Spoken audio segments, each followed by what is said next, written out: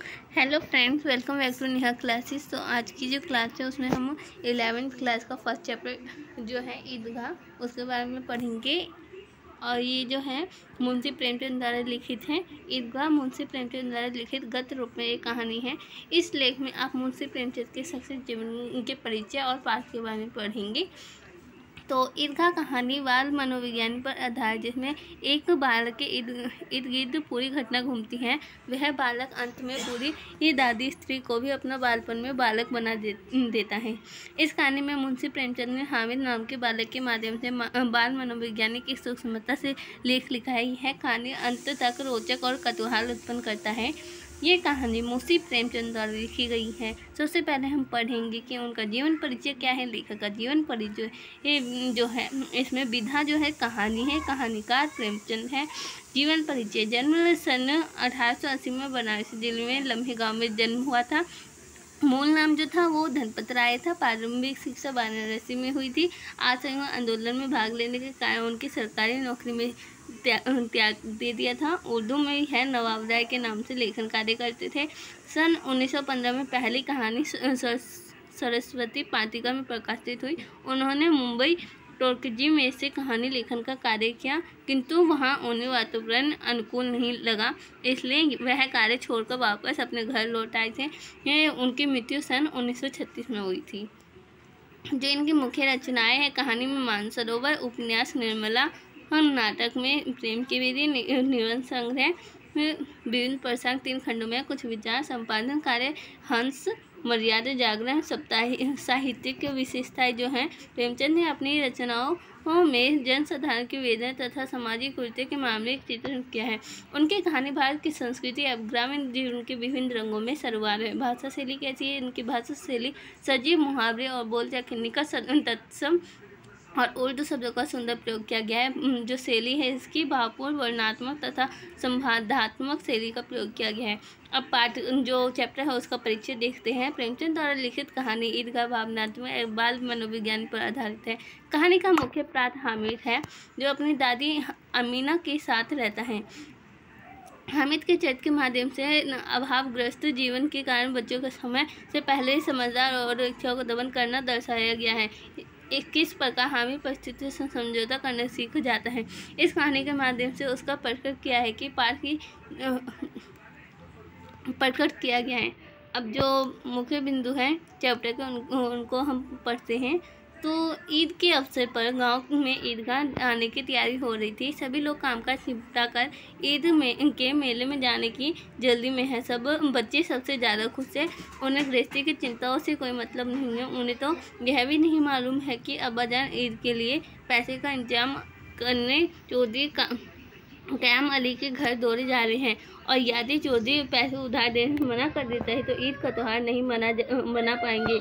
उनका यह ईद की खुशी के अवसर पर मुहर्रम जैसे मातम में बदल जाएगा। बच्चों को वह बस ईदगाह जाने की जल्दी है। हामिद 4-5 साल का दुबला पतला लड़का है। वह अपनी दादी अमीना के साथ रहता है। उनके पिता और माता गत वर्ष गुजर चुके हैं, परंतु उसे बताया गया कि उसके अब्बाजान रुपए कमाने गई है। उसकी अम्मी जान अल्लाह मियाँ के घर से इसके लिए अच्छी चीज़ लाने गई है, इसलिए हामिद आसवान है और प्रसन्न है। अमीना स्वयं सवैया के इंतजाम के लिए घर पर रहकर हामिद के 3 पैसे देकर मेले में भेज देती है। हामिद के साथ उसके दोस्त मोहसिन, महमूद, नूरे और सम्मी भी हैं। गांव के बच्चे मेले की ओर चले। हामिद भी साथ में था। बच्चे में बड़ी बड़ी इमारतें, फलदार वृक्ष आए।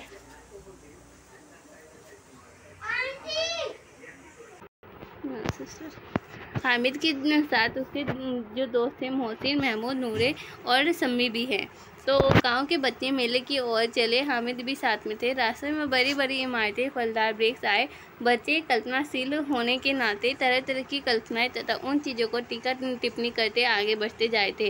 रास्ते में पुलिस लाइन आने पर एक ने कहा कि यह सिपाही कव्याद करते हैं। मोहसिन का कहना था कि यही पुलिस वाले चोर भी करवाते हैं।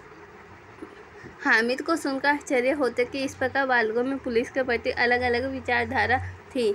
उनके भीतर की भाईचारे की भावना उसके आपस में जुड़ी रखती थी। धर्म आपस में लोगों को जोड़ता है, तोड़ता नहीं। धर्म के नाम पर तोड़ने वाले धर्म के रहस्य को समझते ही नहीं। कोई भी धर्म मनुष्य के बीच भेद नहीं करता। ईदगाह में नमाज के पश्चात हामिद के दोस्त चरखी ऊपर झूलते हैं, परंतु हमें दूर खड़ा रहता है। जो हामिद था वो दूर खड़ा रहता है। खिलौना की दुकान से महमूद सिपाही, नूरे वकील, मोहसिन भिस्ती तथा समीर धोबिन खरीदता है। हामिद खिलौना की निंदा करता है, परंतु साथ ही ललचाए निगाहों से उन्हें देखता भी है। सभी मित्र मिठाइयाँ खरीदते हैं और हामिद को चिढ़ा कर खाते हैं। मेले के अंत में लोहे की दुकान पर चिमटा देखकर हामिद को अपनी दादी अमीना का ख्याल आता है। दुकानदार से मोल भाव करके वह चिमटा खरीद लेता है। हामिद के तर्क के कारण उसके सभी दोस्त उसके चिमटे से प्रभावित हो जाते हैं और घर पहुंचकर दोस्तों के खिलौना किसी न किसी प्रकार टूट जाते हैं, मगर उसका चिमटा कभी नहीं टूटता।